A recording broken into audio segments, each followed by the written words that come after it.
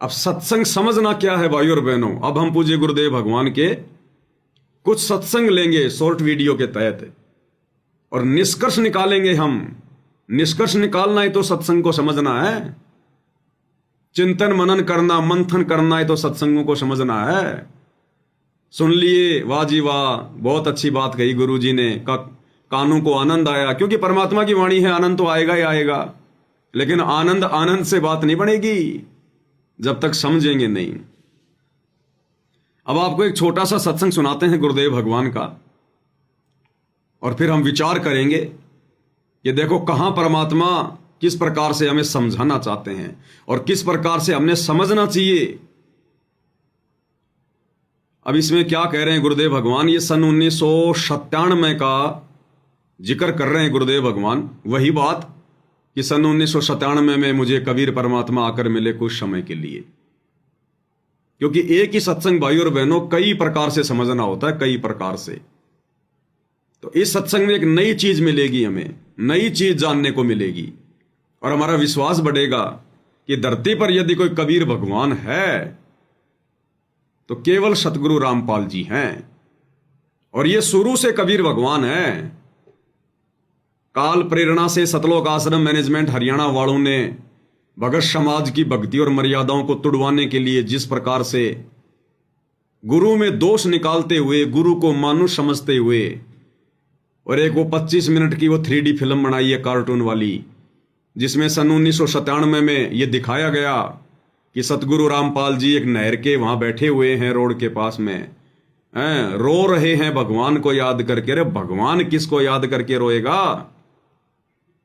भगवान तो भक्तों को रोता है कि ये नालायक मुझे समझ नहीं रहे, मेरे ज्ञान को नहीं समझ रहे। भगवान और किसको रोएगा?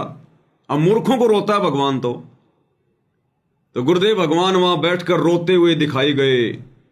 आसमान में बिजलियां चमकी, ऊपर से कबीर भगवान दाढ़ी मूंछ वाले वो नीचे आए और कहा कि बेटा रामपाल, अब मैं आ चुका हूं, डोंट वरी।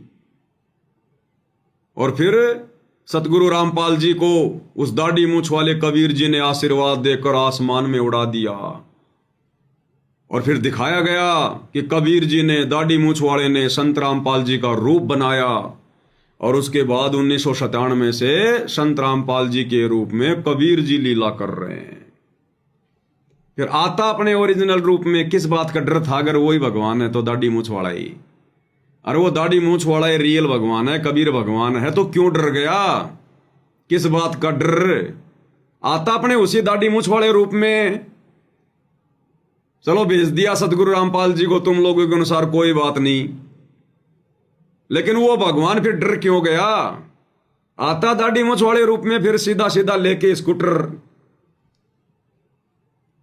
तो भगत समाज की मर्यादाएं तोड़वाई गई ये फिल्म दिखाकर, गुरु को मानुष मनवाया गया। क्योंकि जब तक हम गुरु को 8 सितंबर 1951 से परमात्मा नहीं मानेंगे, कबीर जी नहीं मानेंगे, स्वयंभू नहीं मानेंगे, प्रकट हुआ नहीं मानेंगे, हम इस भक्ति मार्ग पर सफल हो ही नहीं सकते, हमारी मुक्ति हो ही नहीं सकती। फिर तो हमने गुरु में दोष देख लिया कि हमारे गुरु जी तो 1997 के बाद में बने भगवान। हमारे गुरु जी पर कबीर जी ने वो कलम चढ़ा दी, जैसे मूली के ऊपर, गाजर के ऊपर, किसी फलदार पेड़ के ऊपर वो कलम चढ़ाई जाती है, उसके बाद वो मोटे मोटे फल देता है। तो इन लोगों ने तो यह साबित कर दिया कि संत रामपाल जी तो एकमात्र 2 कोड़ी के जीव थे, मां के गर्भ से जन्म लेकर जेर में लिपट कर आए हुए एक 2 कोड़ी के आदमी थे, जीव। उनके बस की बात नहीं थी किसी का मोक्ष करना, किसी को पार लगाना। वो तो कबीर जी फिर खुद आए, संत रामपाल जी को सतलोक भेज दिया सशरीर। एक बहुत भयंकर काल का जाल था ये, बहुत भयंकर काल का जाल। काल यही तो कर रहा है संगत में, और क्या कर रहा है? संगत माई कुसंगत उपजे, जैसे बन में बास, आप घिस घिस आग लगा देकर बनखंड का भी नाश। आप और हम सत्सेवकों का भी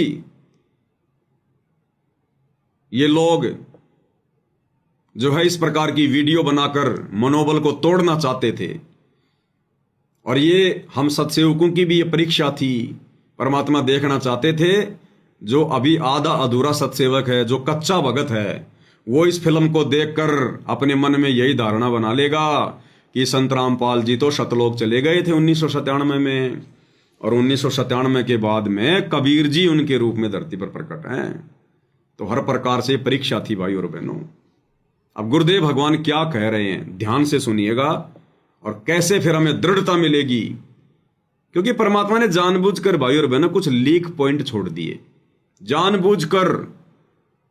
नहीं तो ये काल इन सतलोक आश्रम वालों के माध्यम से, गुरु जी के परिवार के माध्यम से गुरु को बिल्कुल ही मानुष साबित करवा देता, बिल्कुल ही मानुष। तो क्या कह रहे हैं गुरुदेव भगवान? परमात्मा की वाणी में लिखा है कि जिस दिन सतगुरु भेंटिया सो दिन लेख जान, बाकी जन्म गंवा दिया व्यर्थ गया बिना गुरु के नाम।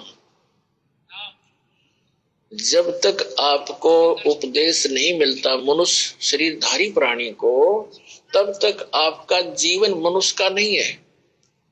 अन्य पशु पक्षियों जैसी ही हम क्रियाएं कर रहे होते हैं, वो मनुष्य जीवन नहीं है। जिस दिन से आपको गुरु प्राप्त होता है, सच्चा गुरु, सतगुरु और सच साधना, उस दिन आपकी आत्मा का जन्म समझ लो पुनर्जन्म, आपका मानव का जन्म स्टार्ट होता है। जिस दिन सतगुरु भेंटिया सो दिन लेखे जान, और बाकी समय व्यर्थ गया गंवा दिया बिना गुरु के ज्ञान। तो दास को ये उपदेश प्राप्त हुआ, ये वो शुभ दिन है। और दूसरा इस समागम का महत्व है कि अमावस्या के तुरंत बाद जो एकम आती है प्रथमा, उस दिन सन 1997 में इस दास को सुनना, परम अक्षर ब्रह्म पूर्ण परमात्मा सत्य पुरुष कबीर देव जी ने दर्शन दिए, और इस समय को जो कि उन्होंने निर्धारित किया हुआ था, उसको बताया कि सार्थक समय है, अब इस सारनाम का दान करना प्रारंभ कर दे, अब इस सारनाम का दान करना प्रारंभ कर दे। क्या कह रहे हैं गुरुदेव भगवान? अपने आप को छुपाते हुए, देखो परमात्मा है भाई और बहनों, नो डाउट, नो संशय, परंतु इस काल लोक के नियम अनुसार और ज्ञान से अपनी पहचान करवाने के लिए परमेश्वर अपने आप को छुपाएंगे और अंत तक छुपाएंगे।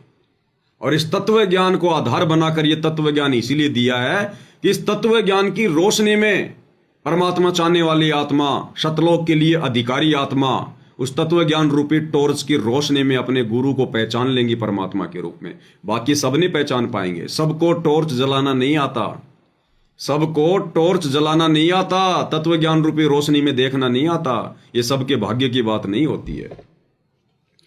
तो क्या कहते हैं कि मुझ दास को 1997 में कबीर जी मिले, और क्या आदेश दिया कि अब ये सारनाम देने का आदेश दिया। गुरुदेव भगवान कहते हैं कि 1997 में मुझे कबीर जी मिले, और फिर आगे सारनाम देने का आदेश दिया कि अब वो ठीक का समय आ गया है। उससे पहले किसी को सारनाम नहीं देना था। 1997 में कबीर जी के मिलने के बाद ही सारनाम देना था, उससे पहले नहीं देना था किसी को। अब गुरु जी क्या कह रहे हैं आगे कि 1997 से पहले इस दास ने केवल एक आध को ही सारनाम दिया। ध्यान से सुनिएगा आगे। तो पुण्यात्मा, इस समागम के अंदर ये दो महत्वपूर्ण घटनाएं दास के जीवन में घटी हैं। अमावस्या को तो नामदान हुआ दास को, और प्रथमा यानी 1997 की प्रथमा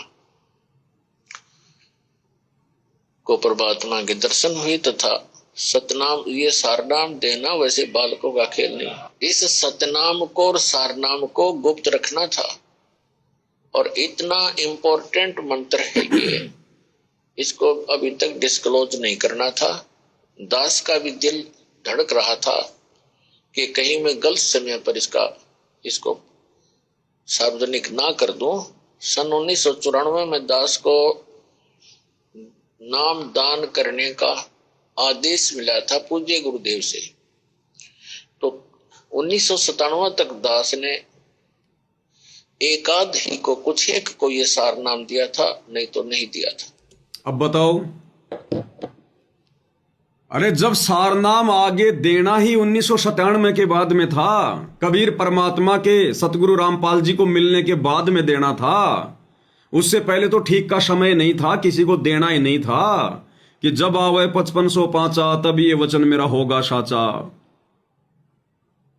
तो गुरुदेव कह रहे 1997 में मुझे कबीर भगवान मिले और कहा कि अब वो समय आ गया सारनाम का दान करने का। और गुरुजी कह रहे मैंने तो 1997 से पहले एक आध को दे भी दिया था। अब बताओ भाई और बहनों,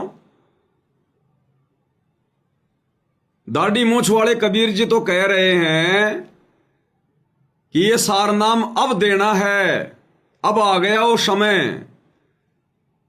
और गुरुजी कह रहे हैं कि मैंने तो 1997 से पहले, भगवान से मिलने से पहले एक आध को दे भी दिया था।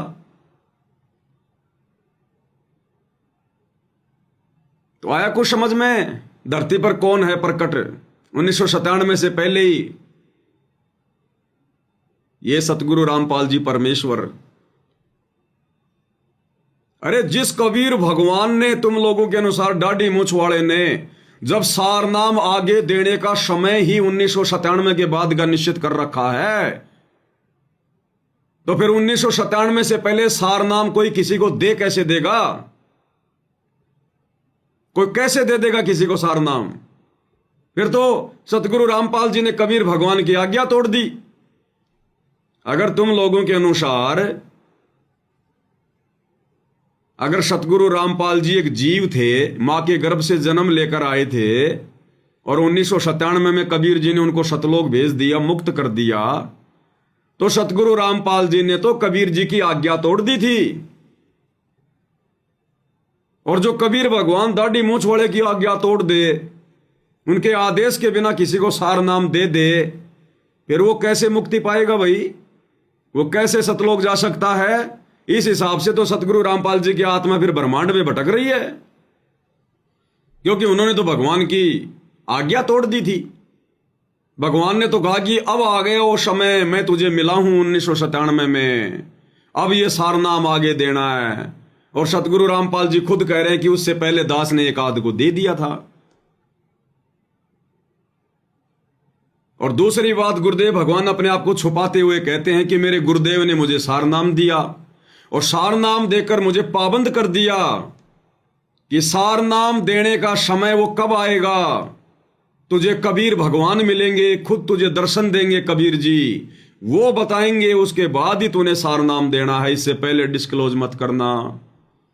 तो सतगुरु रामपाल जी ने तो इस आधार से अपने गुरु जी का भी वचन तोड़ दिया, क्योंकि उनके गुरुजी ने कहा था कि तुझे कबीर भगवान मिलेंगे, वो बताएंगे, उसके बाद में तूने सारनाम देना है। और सतगुरु रामपाल जी ने कबीर जी के मिलने से पहले सारनाम दे दिया, एक आध को खुद ही कह रहे हैं। तो इस हिसाब से तो सतगुरु रामपाल जी तो गुरुमुखी भी नहीं थे। फिर तो सतगुरु रामपाल जी भी आप और हमारी तरह गुरुद्रोही हो गए, फिर जिन्होंने अपने गुरु जी की बात ही नहीं मानी। और जो अपने गुरु की आज्ञा में नहीं रहेगा, फिर उनकी आज्ञा में कौन रहेगा? तो अंध भक्तों को समझ में आ जानी चाहिए, सतलोक आश्रम वालों को समझ में आ जानी चाहिए, ये सतगुरु रामपाल जी किसी के आदेश के गुलाम नहीं है, किसी के हुक्म के हिसाब से नहीं चलते, ये मन मर्जी के मालिक हैं। और ये 8 सितंबर 1951 से स्वयंभू परमात्मा है धरती पर। इनको कोई गुरु बनाने की जरूरत नहीं थी। ये गुरु तो आप और हम जैसे मंद बुद्धियों को शिक्षा देने के लिए कि गुरु के प्रति कैसा भाव होना चाहिए, कैसी श्रद्धा होनी चाहिए, इसलिए गुरु धारण किया, मुंह बोला गुरु। और जो संकेत कर रहे हैं ना गुरुदेव भगवान कि 1997 में परमात्मा के मिलने से पहले दास ने एक आध को ही सार नाम दिया, वो एक आध कोई और नहीं था, स्वयं हमारे दादा गुरु जी थे। स्वयं आदरणीय राम देवानंद जी, उनको सतगुरु रामपाल जी ने सार नाम दिया था। सतगुरु रामपाल जी आदरणीय राम देवानंद जी के गुरु थे, गुरु, सतगुरु। क्योंकि जगत गुरु को गुरु बनाने की जरूरत नहीं पड़ती है, केवल एक लोक दिखावा करना पड़ता है। और फिर क्या कह रहे हैं कि दास हिचक रहा था, दास हिचक रहा था, घबरा रहा था कि गुरुजी ने सार नाम देने से मना कर दिया और कबीर जी अभी तक मेरे को मिले नहीं। तो दास घबरा रहा था, दास हिचक रहा था कि कहीं मेरे से गलती ना बन जाए सार नाम देने में। तो गलती तो बनी गई। फिर अगर सतगुरु रामपाल जी को कोई भगत एक जीव समझता है तो गलती तो बनी गई फिर। क्योंकि सतगुरु रामपाल जी के गुरु जी ने कहा था कि जब तक तुझे कबीर भगवान ना मिले तब तक किसी को सार नाम मत देना। और उधर खुद सतगुरु रामपाल जी कह रहे हैं कि 1997 से पहले इस दास ने एक आध को सार नाम भी दे दिया। तो ना तो सतगुरु रामपाल जी इस सत्संग के आधार से अपने गुरु जी के वचन में रहे और ना इन्होंने कबीर जी के मिलने का इंतजार किया। तो ये तो दोनों तरफ से गए, ना घर के ना घाट के, आप लोगों के अनुसार। फिर ऐसे गुरु से उपदेश लेने के बाद में हमारा कैसे मोक्ष हो जाएगा? तो भक्तों, अपनी ये जो बुद्धि है ना, जिसके ऊपर जंग लगी हुई है, इसको झाड़ लो। गुरु को मानुष समझने की गलती मत करो, भूल मत करो। और गुरुदेव कह रहे दास हिचक रहा था। अब बताओ, अगर सतगुरु रामपाल जी वास्तव में अगर घबरा रहे थे सार नाम देने से, अगर वो हिचक रहे थे, अब घबराएगा कौन, हिचकेगा कौन? जो पूरी तरह से संतुष्ट नहीं होगा कि क्या करना और क्या नहीं करना। और ऐसा गुरु अगर किसी को सार नाम दे रहा है और वो हिचक भी रहा है, तो गुरु खुद ही शंका में है। उसके भगत कहां से शंका रहित हो जाएंगे? वो सार नाम फिर भगत पे कहां काम करेगा, जब गुरु खुद ही सार नाम देने से हिचक रहा है कि देना चाहिए कि नहीं देना चाहिए, देना चाहिए कि नहीं देना चाहिए। सुन लो, एक बार दोबारा सुन लो, गुरुदेव के मुख कमल से सुन लो कि दास हिचक रहा था कि कहीं मेरे से गलती ना बन जाए। दान करना प्रारंभ कर दे। तो पुण्यात्मा, इस समागम के अंदर ये दो महत्वपूर्ण घटनाएं दास के जीवन में घटी हैं। अमावस्या को तो नामदान हुआ दास को, और प्रथमा यानी 1997 की प्रथमा को परमात्मा के दर्शन हुए तथा सतनाम, ये सारनाम देना वैसे बालकों का खेल नहीं। ये सार नाम देना वैसे बालकों का खेल नहीं है। ये संकेत भी कर दिया गुरु जी ने बीच में कि परमात्मा के अलावा इसे कोई दे नहीं सकता। और खुद को तो परमात्मा कहेंगे नहीं, और संकेत कर दिया कि ये सार नाम देना कोई बालकों का काम नहीं है। तो खुद को परमात्मा भी साबित कर दिया। और अब कह रहे हैं 1997 से पहले मैंने एक आध को सार नाम भी दे दिया, और मैं हिचक भी रहा था कि कहीं मेरे से गलती ना बन जाए। सुन लो ध्यान से, सतनाम को और सारनाम को गुप्त रखना था। और इतना इंपॉर्टेंट मंत्र है ये, इसको अभी तक डिस्क्लोज नहीं करना था। दास का भी दिल धड़क रहा था कि कहीं मैं गलत समय पर इसको सार्वजनिक ना कर दूं। सन 1994 में दास को नाम दान करने का आदेश मिला था पूज्य गुरुदेव से। तो 1997 तक दास ने एकाध ही को, कुछ एक को ये सार नाम दिया था, नहीं तो नहीं दिया था। 1997 तक दास ने एकाध ही को, कुछ एक को ये सार नाम दिया था, नहीं तो नहीं दिया था। मुझे हिचका हुआ देखकर परमात्मा ने आपको आना पड़ा। मुझे हिचका हुआ देखकर भटक रहे। क्या कह रहे हैं गुरुदेव? जीव तो जीव जितनी सोच। मुझे हिचका हुआ देखकर परमात्मा ने आना पड़ा, और कह रहे मैंने एक आध को सार नाम भी दे दिया था। अब हिचका हुआ गुरु, घबराया हुआ गुरु अगर किसी को सार नाम दे रहा तो कहां से काम करेगा वो सार नाम, जब गुरु खुद ही हिचका हुआ है। आप लोगों के अनुसार हमें तो मालिक की लीला समझ में आ रही है कि परमात्मा क्या कहना चाहते हैं, कहां अपने आप को छुपा रहे हैं। लेकिन आप सतलोक आश्रम वालों के लिए समझाया जा रहा है, बताया जा रहा है कि जो गुरु खुद ही हिचका हुआ है, घबराया हुआ है कि देना चाहिए कि नहीं देना चाहिए, जिसको समय का भी नहीं पता, ठीक के समय का भी नहीं पता, तो उसके द्वारा दिया गया सारनाम फिर क्या खाक काम करेगा? तो क्या कह रहे मालिक? सन 1994 में दास को नाम दान करने का आदेश मिला था पूज्य गुरुदेव से। तो 1997 तक दास ने एकाध ही को, कुछ एक को ये सार नाम दिया था, नहीं तो नहीं दिया था। 1997 तक दास ने एकाध ही को, कुछ एक को ये सार नाम दिया था, नहीं तो नहीं दिया था। मुझे हिचका हुआ देखकर परमात्मा ने आपको आना पड़ा, क्योंकि वो आपके लिए भटक रहे हैं। हम तो जीव हैं, जीव तो जीव जितनी सोच ही रखता है।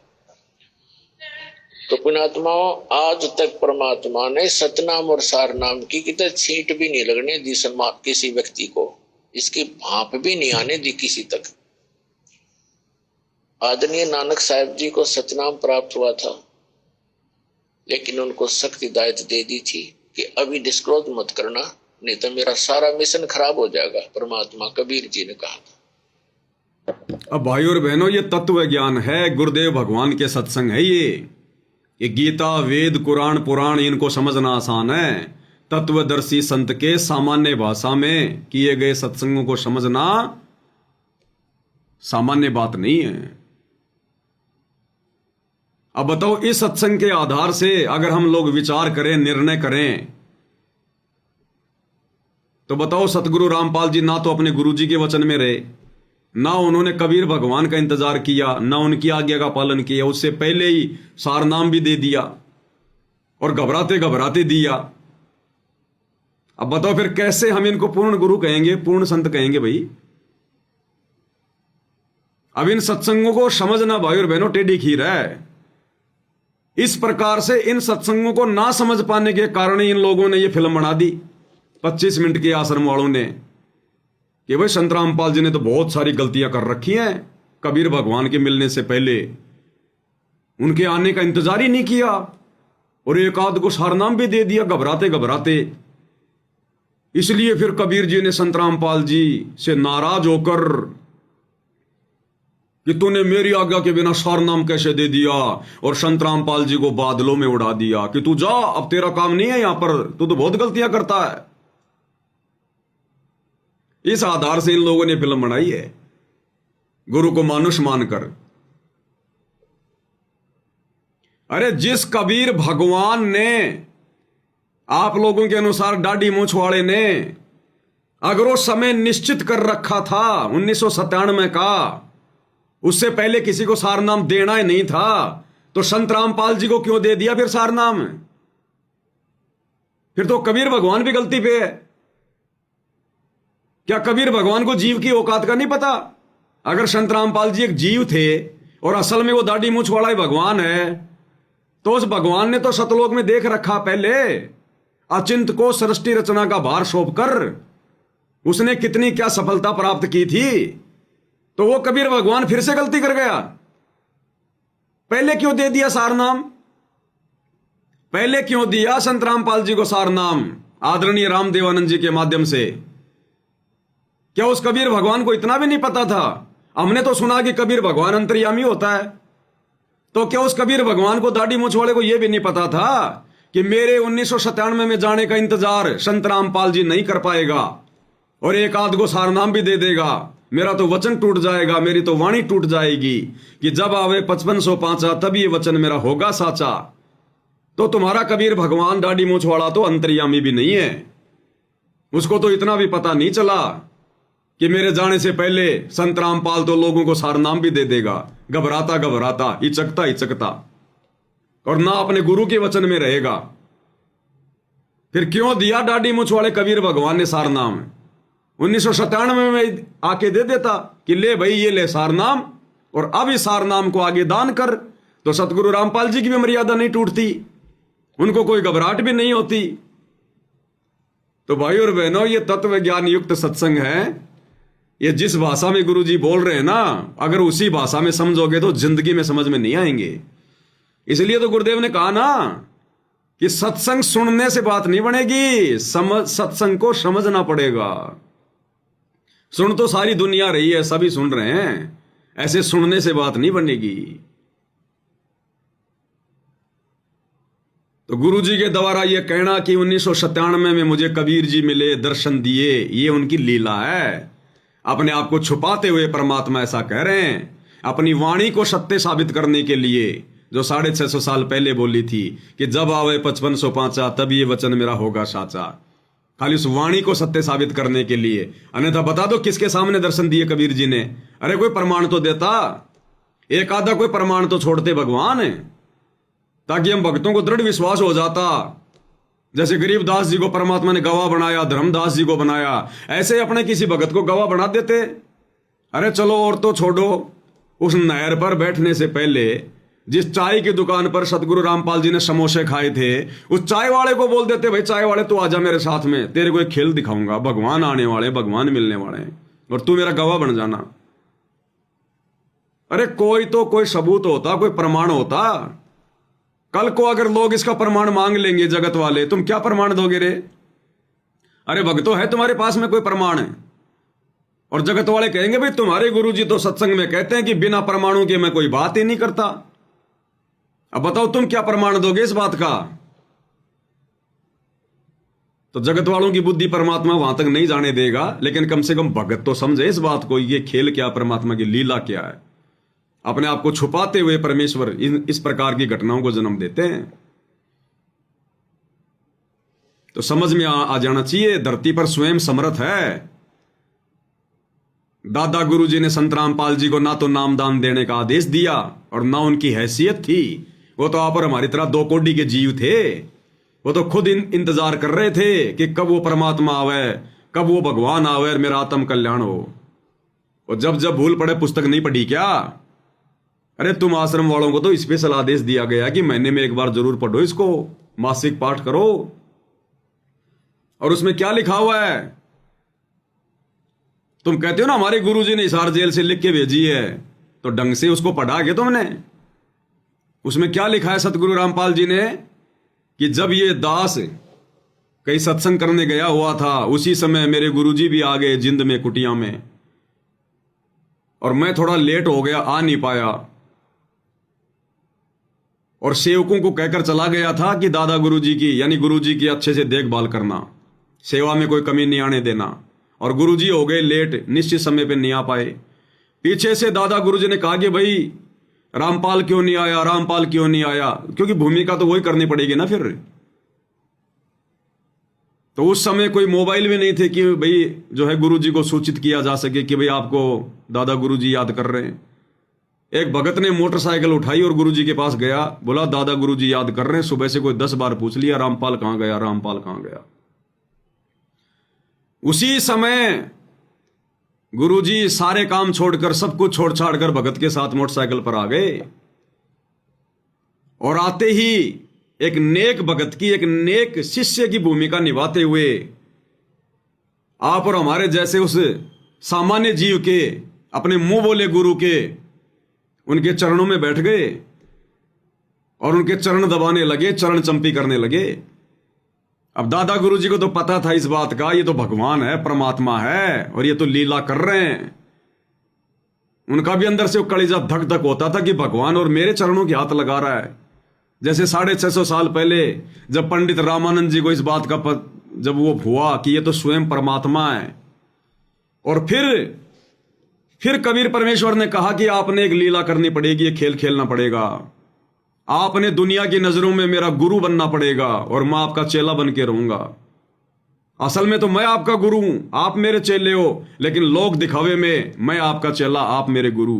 तो पंडित रामानंद जी ने हाथ जोड़ लिए थे कि भगवान ये मेरे से नहीं होगा, मैं तो जीवित ही मर जाऊंगा परमात्मा, मुझे तो कहीं ठिकाना नहीं होगा।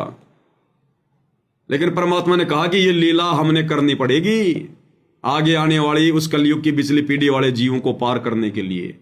नहीं तो लोग ये कह देंगे कि 650 साल पहले तुम्हारे कबीर जी ने कौन सा गुरु बनाया था, गुरु की कोई आवश्यकता नहीं। तो डरता डरता बेचारा उसने हाँ भरी। और यही खेल वर्तमान में खेला जा रहा था। दादा गुरुजी को सारी सच्चाई गुरुदेव ने बता दी थी फिर, और वो पहचान गए, जान गए कि ये आ गया परमात्मा, भगवान आ गया जिसका मुझे इंतजार था। और डरते डरते उन्होंने ये भूमिका करी। तो गुरुजी जाकर उनके चरण चंपी करने लगे, लोग दिखावे में, क्योंकि और भी तो भगत थे, ये भेद थोड़ी खोलना था। तो दादा गुरुजी ने क्या किया, उसी पुस्तक में लिखा हुआ जब जब भूल पड़े में, दादा गुरुजी ने गुरुजी को पकड़ के और अपने उधर अपने सर की तरफ ले लिया, पैरों से हटा के अपने सर की तरफ ले लिया। और गुरुजी का सिर सहलाने लगे प्यार से, प्यार से, आशीर्वाद नहीं दे रहे थे, प्यार से गुरुजी का सिर सहलाने लगे। और उस जब जब भूल पड़े पुस्तक में क्या लिखा है, सिर सहलाते सहलाते दादा गुरुजी ने क्या कहा संत रामपाल जी को कि आज मैंने भगवान पा लिया और तेरा पाना बड़ा दुर्लभ हो गया। आज मैंने भगवान पा लिया। अरे भगवान कौन है? दादा गुरुजी तो कबीर पंथी थे ना, वो राम को भगवान थोड़ी कहेंगे, श्री कृष्ण को थोड़ी कहेंगे, कबीर पंथियों का भगवान तो कबीर जी है। तो क्या बोले दादा गुरुजी, उस पुस्तक में लिखा हुआ है, आंख फाड़ के पढ़ लेना आश्रम वालों, कि आज मैंने भगवान पा लिया और तेरा पाना बड़ा दुर्लभ हो गया। और गुरुजी कह रहे मैं कुछ नहीं बोला, मैं चुपचाप रहा। वो उनके अंदर की आवाज थी। तो कौन थे सतगुरु रामपाल जी? कौन है सतगुरु रामपाल जी? कौन थे उनके गुरु, या वो थे उनके गुरु? ये जगत गुरु है। इसलिए 1997 से पहले ये प्रमाण दे दिया सारनाम देकर, एक आदि आत्मा, यानी खुद अपने मुंह बोले गुरु को। सतगुरु रामपाल जी ने 1997 से पहले आदरणीय राम देवानंद जी को, उस एक आध आत्मा में आदरणीय राम देवानंद जी शामिल है, केवल उन्हीं को दिया था, उनको दिया सारनाम। और अपने भाई को, महेंद्र को जो सारनाम दिया वो तो नकली है, नकली। जो आप भाई बहनों को दिया जा रहा है, ओम सोहम सत्य कबीर, ओम सोहम सत्य कबीर, महेंद्र को तो ये दिया था नकली। ओरिजिनल सारनाम उस आत्मा को दिया था, आदरणीय राम देवानंद जी को। एक आदमी वो आत्मा शामिल है। तो इस भगवान को किसी को सारनाम देने के लिए किसी की आज्ञा लेने की जरूरत नहीं है, 1997 का इंतजार करने की जरूरत नहीं है। ये परमेश्वर है, अपनी मर्जी का मालिक है, किसी का गुलाम नहीं है। गुलाम आप और हम 2 कोटि के जीव होते हैं उस परमात्मा के। तो समर्थ है, समर्थ ने अपनी समर्थता का प्रमाण दे दिया। ये सत्संग है परमात्मा के, सुनने से समझ में नहीं आएंगे, परमात्मा की विशेष मेहर चाहिए। और वर्तमान में तो साथ संगति से जुड़े बिना बिल्कुल समझ में नहीं आएंगे, चाहे कोई कितनी कोशिश क्यों ना कर लो, लाख बार क्यों ना सुन लो, क्योंकि ज्ञान योग परमात्मा साथ संगति से जुड़ने के बाद ही खोलेगा, इससे पहले नहीं खोलेगा भगवान। ये उनका विधान है, उनका रूल है कलयुग की पिछली पीढ़ी में। तो क्लियर किया गुरुदेव भगवान ने। अब आगे देखिएगा, अब आगे गुरुदेव दूसरे सत्संग में क्या कह रहे हैं। अभी सत्संग में गुरुदेव भगवान अपने आप को क्या कह रहे हैं। जो भाई बहन अपने गुरुजी को मानुष मान रहे हैं ना, आम व्यक्ति मान रहे हैं ना, और उस सत्संग के अनुसार जो मान रहे कि गुरुजी ने तो डरते डरते सारनाम दिया था, इचकते दिया था, क्योंकि गुरुजी कह रहे हैं। अब गुरुजी क्या कह रहे हैं? गुरुजी अपने आप को छुपाते हुए कह रहे हैं कि इस दास को इस अध्यात्म का मास्टर बनाकर भेज दिया परमात्मा ने आपके लिए, आप और हमारे लिए।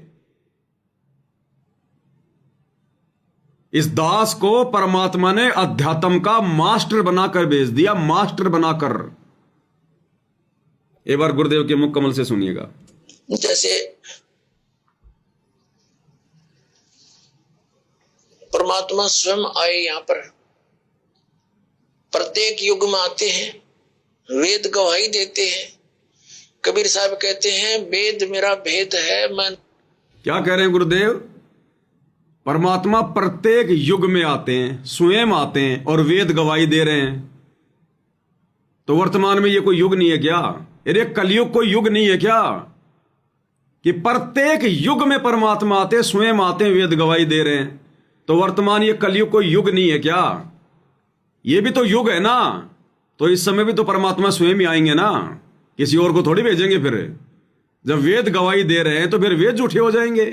अगर भगवान किसी और को भेजेगा इस कलयुग में, क्योंकि कलयुग भी एक युग है, सतयुग, त्रेता, द्वापर और कलयुग है, और वेद इस बात की गवाही दे रहे कि परमात्मा सतलोक से चलकर सह शरीर वो गति करके स्वयं आता है, अच्छी आत्माओं को मिलता है। और अगर इस कलयुग में यदि परमात्मा ने किसी और को भेज दिया फिर तो वेद झूठे हो गए, फिर तो वेदों में परमात्मा की गवाही झूठी होगी, फिर कौन विश्वास करेगा। तो परमात्मा स्वयं आते हैं और स्वयं ही आए हुए हैं सतगुरु रामपाल जी के रूप में। क्या कह रहे हैं? जैसे परमात्मा स्वयं आए यहाँ पर, प्रत्येक युग में आते हैं, वेद गवाही देते हैं। कबीर साहब कहते हैं वेद मेरा भेद है, मैं ना वेदन के माही, और जौन वेद से मैं मिलूं वो वेद जानते नहीं। सत्संग मेरा भेद है, मैं ना सत्संग के माही, और जौन सत्संग से मैं मिलूं वो भगत जानते नहीं। सत्संगों में भगवान की जानकारी है, सतगुरु रामपाल जी परमेश्वर जी की जानकारी है, पर मैं ना सत्संग के माई, क्योंकि गुरुदेव ने सत्संग इसी हिसाब से किए, अपने आप को जीव साबित करके, अपने आप को 2 कोटि का जीव बताकर, अपने आप को जन्म लिया हुआ बताकर, परमात्मा का दास बताकर, परमात्मा का भेजा हुआ बताकर। तो सत्संग मेरा भेद है पर मैं ना सत्संग के माई। गुरुदेव कहते हैं अगर तुम इन सत्संगों को जैसा मैं बोल रहा हूं अगर वैसा ही समझोगे तो कभी भी नहीं पहचान पाओगे। और जौन सत्संग से मैं मिलूं, यानी जिस सत्संग से मेरी जानकारी होगी, पहचान होगी, वो भगत जानते नहीं। वो सत्संग है सात संगति, और सात संगति से काल भक्तों को जुड़ने नहीं दे रहा। तो बताओ कैसे मिलेगा फिर भगवान? क्या कह रहे हैं परमात्मा? जैसे परमात्मा स्वयं आए यहाँ पर, प्रत्येक युग में आते हैं, वेद गवाही देते हैं। कबीर साहब कहते हैं वेद मेरा भेद है, मैं ना वेदन के माही, और जौन वेद से मैं मिलूं वो वेद जानते नहीं। चारों वेद मेरी ही महिमा का गुणगान कर रहे हैं, लेकिन जिस वेद से, जिस ज्ञान से, तत्व ज्ञान से मैं मिलूं वो वेदों में नहीं है। वो तो परमात्मा ने स्वयं आकर बताया अपनी सच्चिदानंद घनब्रह्म की वाणी में, और वो दास ने समझा, इन कबीर पंथियों ने भी ना समझ सके हुए। तो दास पर दया करी, इसका मास्टर बना के भेज दिया परमात्मा ने आपके लिए। क्या कह रहे हैं? इसका मास्टर बना के भेज दिया परमात्मा ने आपके लिए। अपने आप को छुपा भी गए और अपने आप को स्वयं कबीर भगवान साबित भी कर गए। छुपा तो यहां गए कि परमात्मा ने भेज दिया, और साबित क्या कर दिया कि इस अध्यात्म का मास्टर बना के भेज दिया। इसका मास्टर बना के भेज दिया परमात्मा ने आपके लिए। इसका मास्टर बना के भेज दिया परमात्मा ने आपके लिए। अब बताओ भाई और बहनों, कहां से भेज दिया? चलो हम गुरुदेव के इन्हीं वचनों के अनुसार इस सत्संग को समझने का प्रयास करते हैं। इस दास को परमात्मा ने भेज दिया आपके लिए मास्टर बनाकर। तो कहां से भेजा होगा कबीर जी ने, परमात्मा ने संत रामपाल जी को? भाई अगर इस पृथ्वी से ही अगर सारा काम हो रहा होता तो ये थोड़ी कहते कि भेज दिया। भेज दिया मतलब सतगुरु रामपाल जी को कहीं और से भेजा गया है ना, इस पृथ्वी के अलावा कहीं और से भेजा गया है। तो कहां से भेजा जाएगा? सतलोक से भेजा जाएगा। चलो सतलोक से सतगुरु रामपाल जी को भेज दिया परमात्मा ने, कबीर जी ने, आप और हमारे लिए। और क्या बनाकर भेज दिया? मास्टर। अब मास्टर किस चीज का? अध्यात्म का, भक्ति का, मुक्ति का। अब बताओ भाई और बहनों, जब कबीर भगवान ने संत रामपाल जी को पहले से ही मास्टर बनाकर भेज रखा है तो फिर मास्टर ने फिर गुरु बनाने की जरूरत क्या है? और मास्टर को फिर आदरणीय रामदेवानंद जी से सार नाम लेने की क्या जरूरत है? फिर कबीर भगवान ने कहां भेजा फिर मास्टर बनाकर? भाई जिसको गुरु बनाकर ज्ञान लेना पड़े, गुरु बनाकर सार नाम लेना पड़े, फिर कबीर भगवान ने फिर उसको देकर क्या भेजा? अरे ज्ञान और नाम ही तो है जिससे हमारी मुक्ति होगी। और गुरुजी कह रहे मेरे को कबीर भगवान ने मास्टर बना के भेज दिया। तो सोचो फिर सतगुरु रामपाल जी को फिर गुरु बनाने की जरूरत क्या है? फिर कौन हो सकता है उनका गुरु, जो खुद ही मास्टर है? अरे मास्टर कभी मास्टर को गुरु बनाता है क्या? संत कभी संत को गुरु बनाता है क्या? और यदि कबीर जी ने संत रामपाल जी को मास्टर बना के भेज दिया तो कब भेजा? 1997 में तो भेजा नहीं, क्योंकि 1997 में तो उनको वापस सतलोक भेज दिया। तो भेजा कब? 8 सितंबर 1951 को। 8 सितंबर 1951 को अध्यात्म का मास्टर बना के भेज दिया सतगुरु रामपाल जी को। अब बताओ फिर अध्यात्म का मास्टर और 1997 से पहले किसी को सार नाम देते समय हिचकेगा क्या? घबराएगा क्या कि कहीं मेरे से गलती ना हो जाए? अरे जिस व्यक्ति को सरकार ने मास्टर बना दिया कि भाई तू विज्ञान का मास्टर, तो सरकार सोच समझ के बनाएगी ना उसको मास्टर। उसके टेस्ट वास्ट लेगी, उसकी डिग्री विग्री देखेगी, उसकी वो ट्रेनिंग भी होगी कि बच्चों को ढंग से ये पढ़ा पाएगा कि नहीं पढ़ा पाएगा। और सरकार ने उसको विज्ञान का मास्टर बनाकर भेज दिया बच्चों के लिए। अब वो विज्ञान का मास्टर बच्चों को पढ़ाते समय हिचकेगा क्या? है वो घबराएगा क्या बच्चों को ज्ञान देने से पहले? तो अगर सतगुरु रामपाल जी को कबीर जी ने मास्टर बनाकर भेज ही रखा है, तो मास्टर साहब किसी को सार नाम देते समय हिचकेंगे क्या? डरेंगे क्या? और अगर सतगुरु रामपाल जी को सार नाम भी अगर राम देवानंद जी से लेने की जरूरत पड़ी है, तो फिर कबीर जी ने फिर उनको देखे क्या भेजा? फिर उनको मास्टर कायगा बना दिया। तो भाई और बहनों, ये अध्यात्म है, ये परमात्मा अपने आप को कदम कदम पर छुपाएगा, कदम कदम पर। और ये तत्व ज्ञान रूपी टॉर्च जो गुरुदेव ने दे दी, हमने इसी से पहचानना पड़ेगा कि ये परमात्मा है, बाकी और कोई विकल्प नहीं है। तो भाई ये स्वयं अध्यात्म के मास्टर हैं, इनको भेजने वाला कोई नहीं है। और दूसरी बात भाई और बहनों, कॉमन सेंस की बात है। भाई संत रामपाल जी को अध्यात्म ज्ञान कहां से हो गया? आज से पहले जितने भी संत महात्मा हुए हैं तत्वदर्शी, उनको कबीर जी सतलोक लेकर गए। कबीर जी ने खुद आकर उनको ज्ञान दिया, उनका ज्ञान योग खोला, तब जाकर उन्होंने आगे तत्व ज्ञान का प्रचार किया। धर्मदास जी को परमात्मा सतलोक से आकर मिले, फिर उनको सतलोक लेकर गए। फिर धर्मदास जी ने परमात्मा की महिमा गाई। अब बताओ संत रामपाल जी को कब मिले भाई? संत रामपाल जी को कब मिले कबीर भगवान सतलोक से आकर? कब उनका ज्ञान योग खोला, कब उनको ये दिया सब कुछ जो उन्होंने आगे बताना शुरू किया? उन्होंने तो कबीर भगवान के 1997 में मिलने से पहले ही पूरा ज्ञान दे दिया, लोगों को सारनाम भी दे दिया, शतनाम भी दे दिया, प्रथम नाम भी दे दिया। फिर ये परमात्मा मलुकदास जी को लेकर गए सतलोक, उनको सतलोक दिखाया, उनका ज्ञान योग खोला, उन्होंने फिर आगे ज्ञान प्रचार किया। अब संत रामपाल जी को कौन से दिन कबीर भगवान सतलोक ले गए? कौन से दिन उनका ज्ञान योग खोला? फिर गरीबदास जी को परमात्मा आके मिले, सतलोक लेकर गए, ज्ञान योग खोला। संत रामपाल जी को कब लेकर गए, कब मिले, कब उनका ज्ञान योग खोला? नानक जी को परमात्मा आके मिले, सतलोक लेकर गए, बेई नदी से ज्ञान योग खोला, सतलोक दिखाया, तब उन्होंने आगे परमात्मा का प्रचार प्रसार किया। तो संत रामपाल जी कब सतलोक गए, कब उन्होंने सतलोक देखा? और बिना सतलोक देखे, बिना सतलोक गए, वो कैसे सतलोक का ज्ञान प्रचार कर सकते हैं? कैसे वो वहां की बातें बता सकते हैं जो वेदों में भी नहीं है, सूक्ष्म वेद में भी नहीं है? भाई गरीबदास जी ने क्या कहा कि हम देखा सो साच है और शकल परपंच, कि मैंने अपनी आंखों से सतलोक जाकर जो देखा है वो सत्य है, बाकी सब झूठ है। तो बताओ, सतगुरु रामपाल जी ने तो अपनी आंखों से कभी सतलोक जाकर देखा ही नहीं।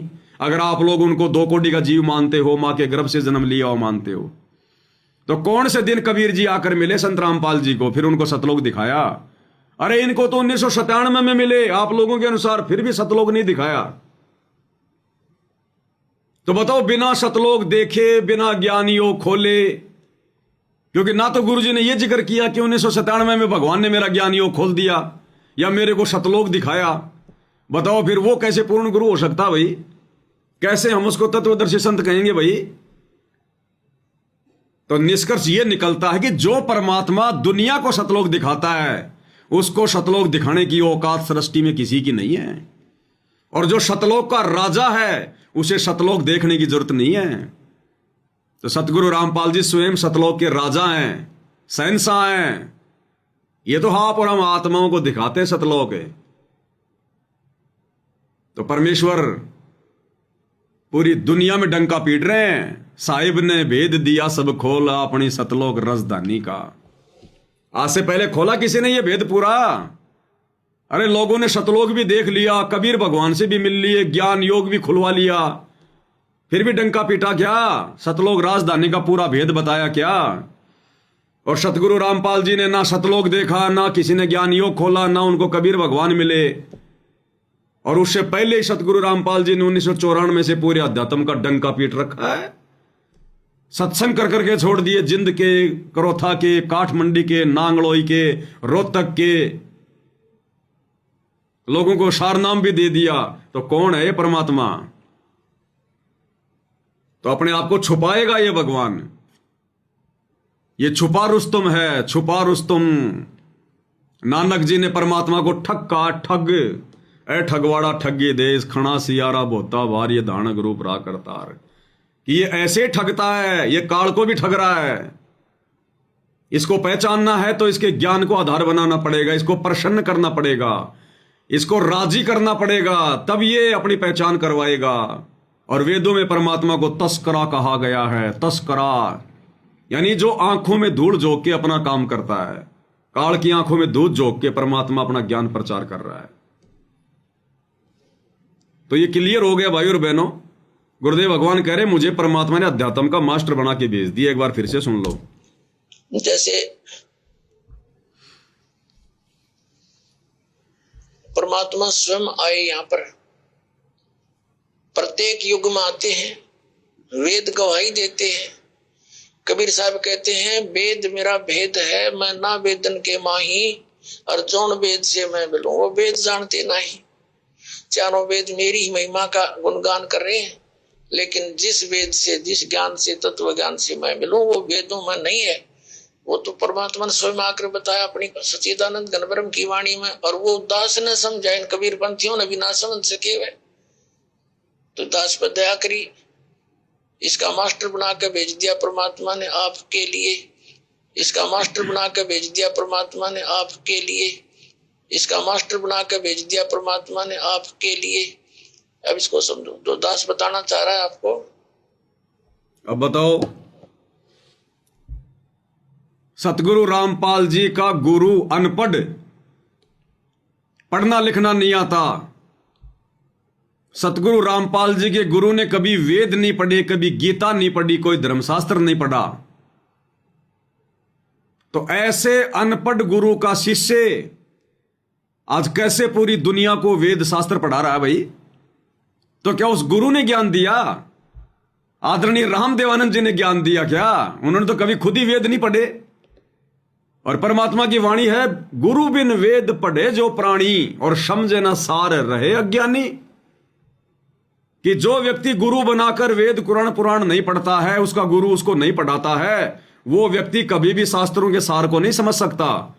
तो बताओ भाई, सतगुरु रामपाल जी ने कैसे समझ लिया फिर शास्त्रों का ज्ञान? जिनके गुरु ने कभी वेद नहीं पढ़ाई, उनको कभी गीता नहीं पढ़ाई, कभी सूक्ष्म वेद नहीं पढ़ाया। तो विचार करो भाई और बहनों, कौन है सतगुरु रामपाल जी? फिर ऐसा अनपढ़ गुरु भला सारनाम कहां से दे देगा उनको? उस गुरु को सारनाम दिया सतगुरु रामपाल जी ने, क्योंकि ये स्वयं अध्यात्म के मास्टर हैं। समर्थ का काम उसी को साजे, और करे तो मूर्ख बाजे।